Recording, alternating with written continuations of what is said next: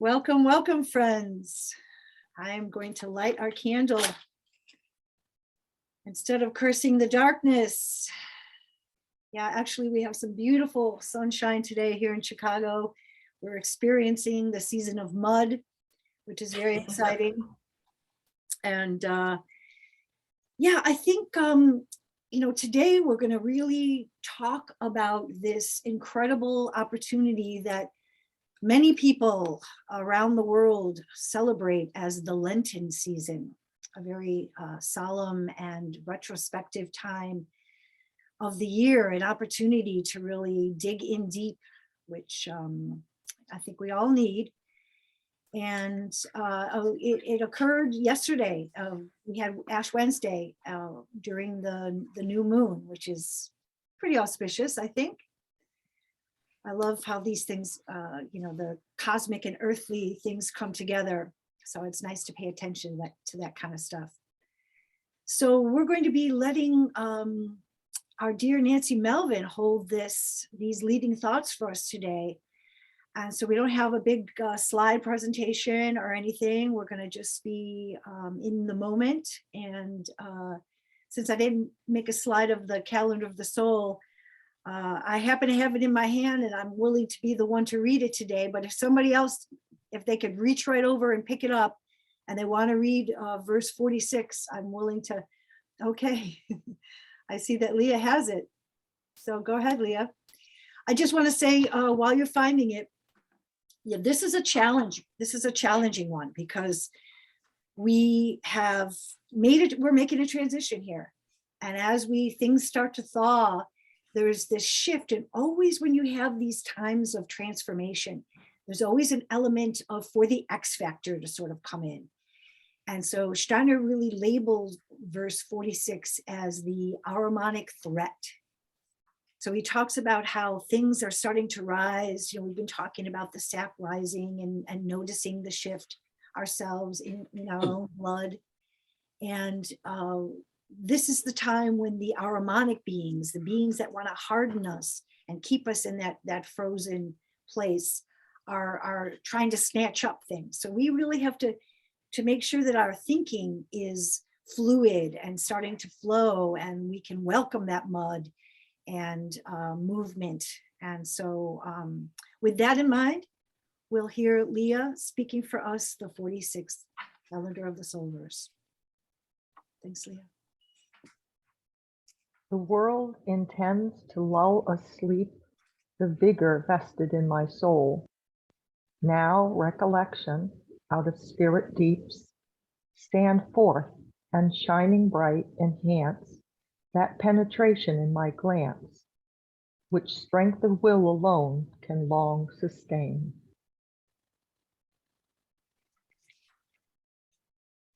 That's Owen Barfield. Thank you. Thank you. That's a good rendition. It's calling us to activate our will.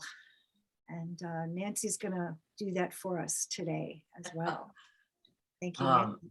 I thought I'd begin by just starting with what we see outside. And we're seeing, at least in our area here, the melting of the snow and the ice and the piercing through of just the tiniest little bits of the spring growth.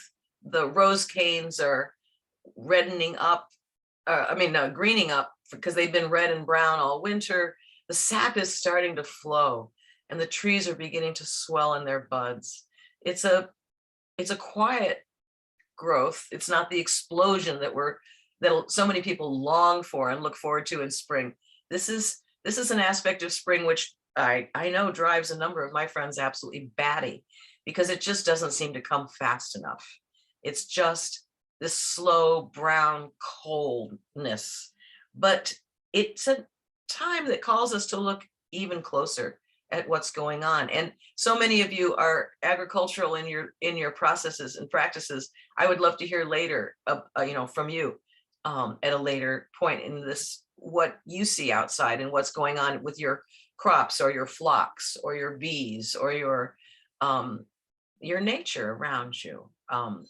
Because Hazel and I live in the middle of a big city, and my nature is confined to a very small little front yard that I have completely dug up and planted, but and a lot of native plants, but it is what it is. And I long to hear more from you all. So if we have this season of slow and quiet observation of a spring that just doesn't seem to come, we can know, though, that the forces are awakening.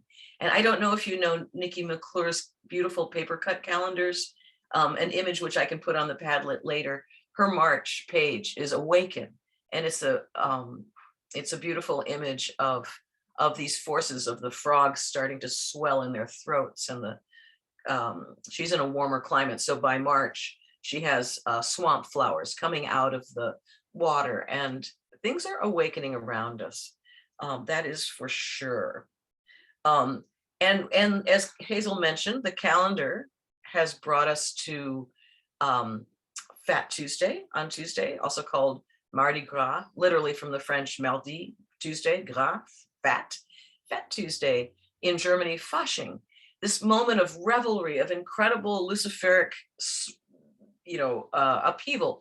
And in the area of the world, in the Ukraine, for instance, which I think is on many of our minds right now, it's also a very cold time of year. It can be very cold. It has been traditionally.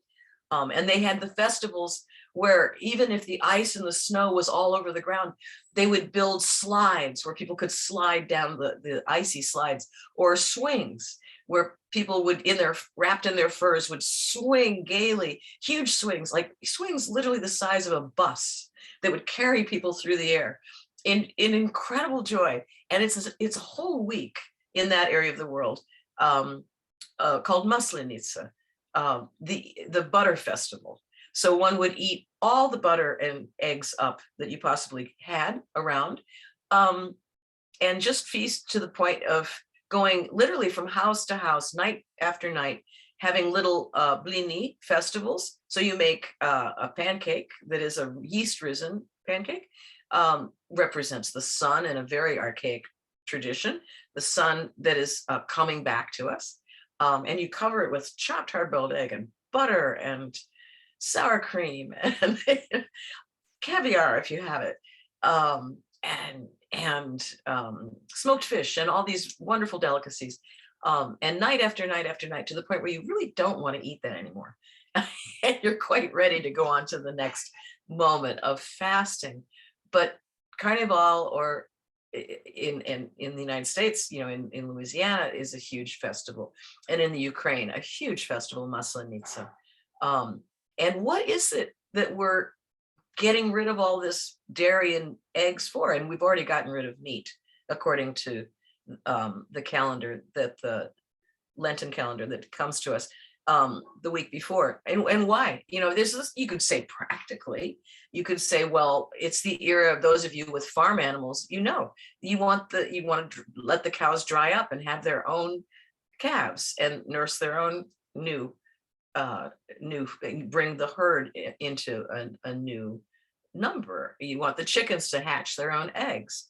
So there's a practicality to it. But when has human life been determined by utter practicality? We have so many more things to think about it and to romance it with, or to enliven it with, than the utter practicality of simply following these agricultural practices, which date back for several thousand years. And it's good practice to do this, but then to add on, like giving up meat. Well, you don't want to eat your chickens, you don't want to eat your lambs, or you want them to grow. Okay, we can see that practically, but what else is it doing for us? And I think, oh my goodness, you don't have to go far in modern America to read the benefits of intermittent fasting, the benefits of eating less, and more succinctly, the benefits of eating lighter. The benefit, we've come, what's old is new and what's new is old. I mean, we've come to this new understanding that these ancient practices of Lenten fasting are actually really healthy physically to us. And if we do them, if we practice them, we can see results that are not, it's not it's not a trial so much. I mean, they lighten you, they enliven you. Although at first it might be difficult because one purges poisons in the body, if you've been accumulating a lot. So we have this wonderful beginning to Lent, which is the exuberance of the Butter Festival. And then we segue rather quickly and rather abruptly into the Lenten practice. In the Western Church, there's a little distinction between the Western and the Eastern churches. And Ukraine, actually, because I'm thinking a little bit about Ukraine these days, has both. They have the Roman Catholic Church and the Byzantine Orthodox Church, both. And in the Steiner speaks a little bit to the difference between these practices. He says that, and I found this not in Steiner, but in Prokofiev, his book, The Spiritual Origins of Eastern Europe. And he describes Steiner's October 22 lecture, in which he speaks about the Eastern and Western Grail knowledges as being substantially different.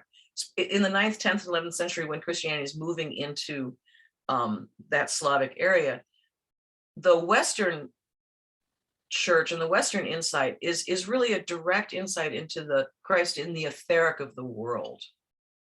Yeah, and Steiner speaks later also in The Effects of Esoteric Development, that you would begin to really experience the world etheric as your own etheric. And that's one of the first places he hopes people can come to.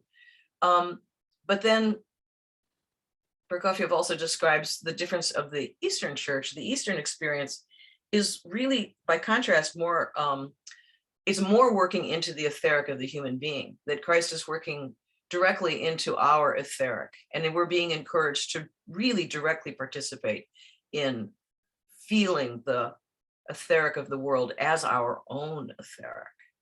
And it's much more corporal.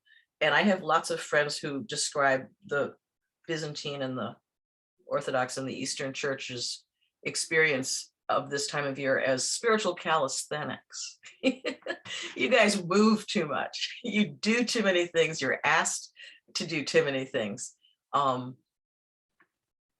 Yeah, because we can. And it's an engagement of the entire being. To start at the physical level is not to ignore the spiritual level. They're really, we are both. We are all of those. And so I think also I could mention that Steiner in the Fifth Gospel describes also that understanding of Christ becoming the soul of the earth. And that if we really can pay attention to the movement of the seasons, we can see Christ working directly into the soul of the earth. So I want to spend a moment, because it's not quite as abrupt as you would think. You don't, like, there were people on the ale platform outside my house on Wednesday, with ashes in a can, ready to put the ashes on your forehead, which is the Western practice. I just love that. They've gone right to the L platform, and they're going to catch people who are too busy to go to church, but who want to recognize that aspect of that day, yesterday, which for the Western practice is the beginning of Lent. And people are talking about, well, what they're going to do for Lent. I read in the New York Times a wonderful little essay by a woman who says, well, I'm going to give up English. I'm going to give up English for Lent. And what does she mean by that? Well, it turns out she's a translator, and she's studying, she speaks four or five languages, and she's in Europe doing postgraduate work at this point on yet another language. And what she was in school, so she's not giving up speaking in her classes in English or writing English for her school, but that in every other aspect of her life, she would try to engage in one of the newer languages that she's learning and practicing. And she described breaking up with a boyfriend recently and wanting to journal about it, and winding up journaling in a language that neither of them ever spoke. but that she speaks. Neither of them spoke together. And how difficult that was, how just difficult and transforming it was to rephrase that entire relationship in a different language. And so in a way, I thought this is a beautiful way to see what the Lenten practice is. It really is, it's a reforming, it's a reformulating, it's a rewording, perhaps we could say, of the practices we usually have, a refocusing. It kind of is the moment of the chrysalis, in which you take a moment to just change, dissolve, or rework your practices to really change yourself, to get back to a simpler way of working, to push aside the world a little bit. I love this one relationship between an Orthodox monastery right outside San Francisco and the punk crowd of the not too long ago. They totally got into each other. The punks loved the monks because the monks were all about renouncing the world. Yeah. And that's what they were doing. And they thought, this is it, man. These monks have it. So but is that what we're doing? Are we renouncing the world? And so we have 4 preparatory Sundays given to us in the Eastern calendar, which slowly but surely wake us up to what the path is.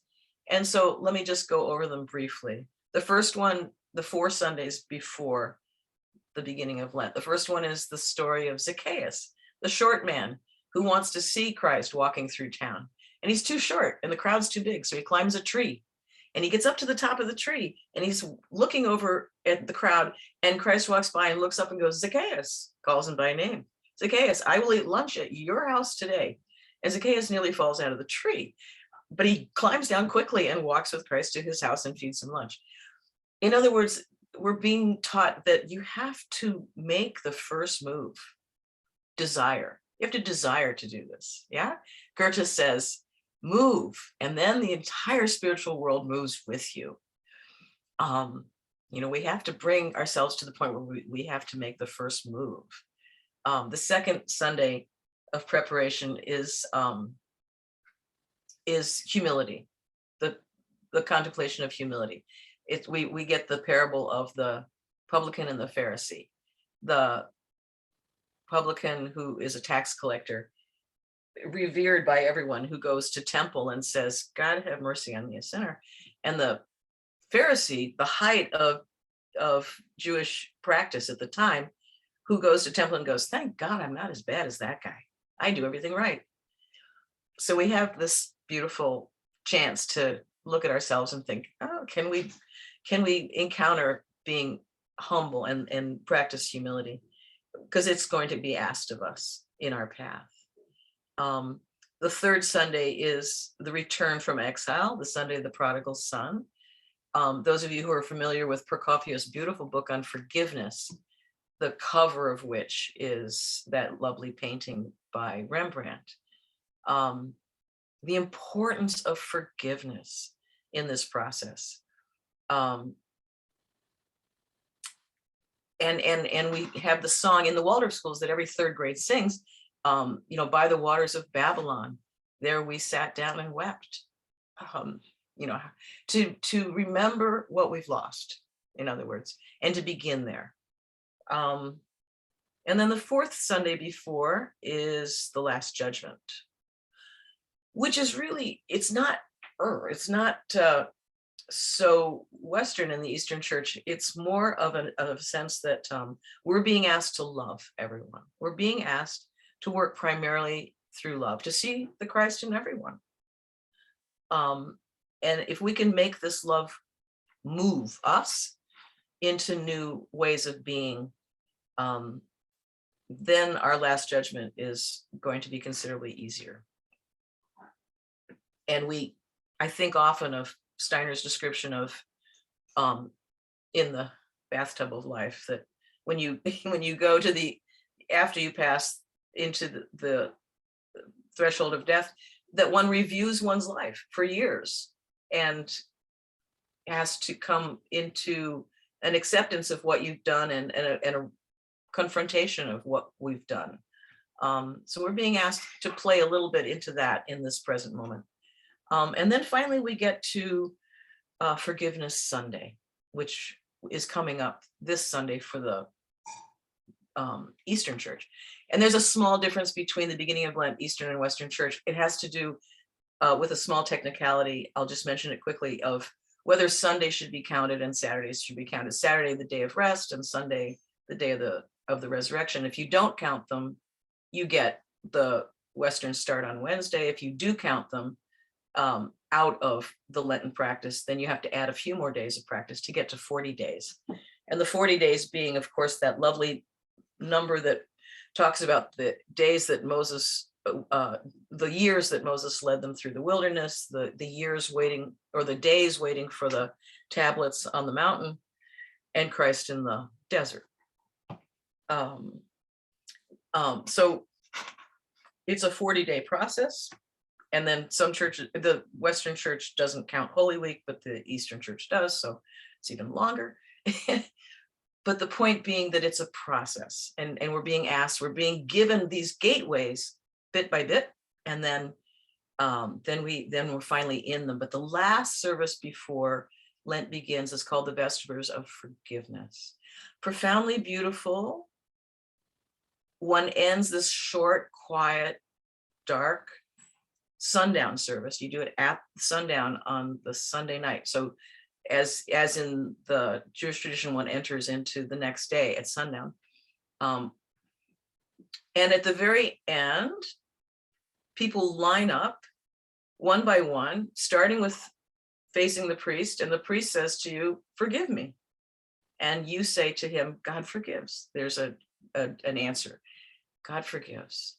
And then you say, "Forgive me." And he says, "God forgives."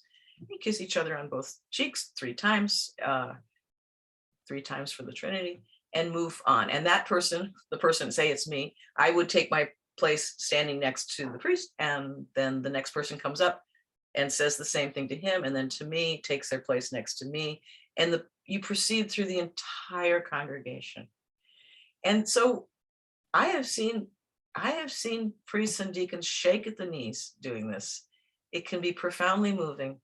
Although we ask the children to do it too, if they can, and they stand beside their parents and cling to their coats and do part of it that they can. It's okay. One does it, one participates to the extent that one can. And we're given this lovely out that even if you're not asked to say, "I forgive you," you're able to say, "God forgives." But you face everyone, absolutely everyone in the entire group of people that you're moving through this practice with, until you're a big ring around the entire temple or church, we call them both. And then the lights are out. The only light is the candles, beautiful beeswax candles.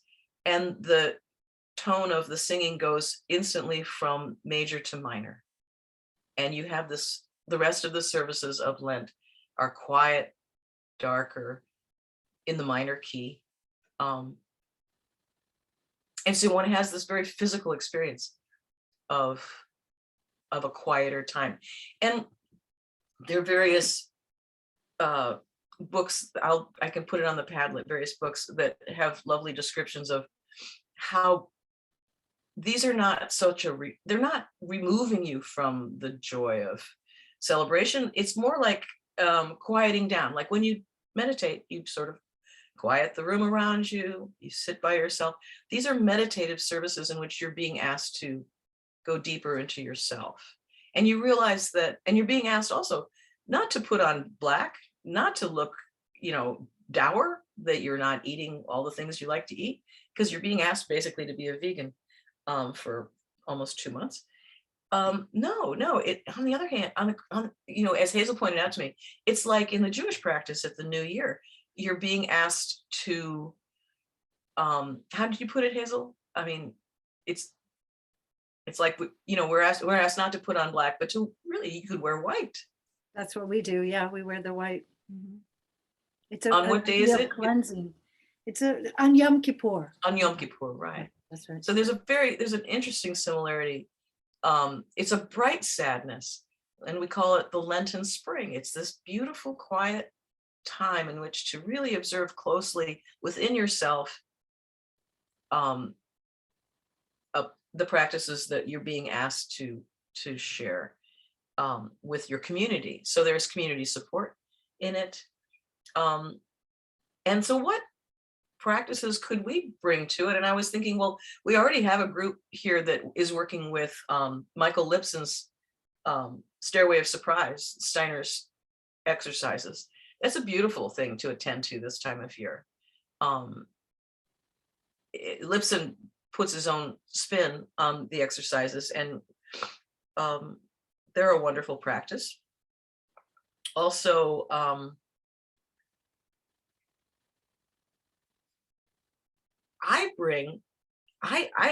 a visual artist, so I like to find a branch outside my window and draw or paint once a day a little section of that branch. I try to stay on the same section. So I'm looking at my lilac because this time of year, it's just starting to swell in its buds. And every day it looks like it hasn't moved at all. But if I look at it carefully for just 2 minutes, I don't spend more than 2 or 3 minutes every day. And I do a little sketch or a little watercolor with cheap little watercolors, the kind that you can do with spit on just a little booklet of paper, nothing special. Just this, it's more meditation than art practice. Yeah. And then slowly but surely that bud swells, and then the leaves come out, and then more leaves come out. And then surely by the time Easter comes, we have a full lilac in bloom. It's a beautiful process. I offer that as a practice, or it would be lovely to hear what other people's practices are. And then again, the Byzantine Church gives us the prayer of Saint Ephrem, which is done with full prostrations, which means that after it's cut in thirds, and at the end of every thirds, you drop to your knees and you put your head down on the floor, and then you rise up again right away and say the second section and then the third section. And these beautiful, spiritual calisthenics, as my friend calls them, are, in the work of Janet Oliver and Judith Bluestone out of Seattle, out of the Handel Institute in Seattle, they describe how consciousness physically actually changes when you are on your knees or when you are head down. And that we know this from watching babies. And that's where that work comes from, is working with babies who are damaged or in need of physical help. That one's consciousness as a baby on one's stomach is different than the consciousness of sitting up, and the consciousness of a risen or a person on their feet. And so you have this very physical experience in the full prostration of the Byzantine Church of that happening rather quickly, which can be kind of interesting. So that is perhaps putting the cart before the horse, because I haven't said anything about why we're going through this process, have I? We are doing this because we want to see Easter. We're aiming at the Feast of Feasts. And again, a slight difference between the Eastern and the Western churches. In the Western churches, Christmas gets a big full celebration. Certainly in the United States, Christmas is the biggest celebration in that Christian year. But everybo's born. Only one person rises from the dead. So that's, I think, the Byzantine response to the balance between Christmas and Easter, is that we're really headed towards a miracle and a change in the world. And if we can see it with a pure heart, and if we can reorganize ourselves in this quiet time of being in this chrysalis of Lenten practice, and really emerge a different soul, that's the goal.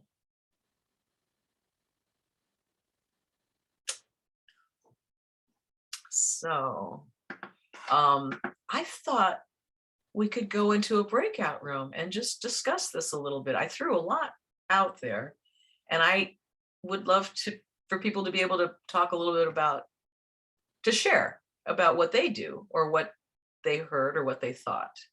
And Hazel, do you want to make us some rooms to go into?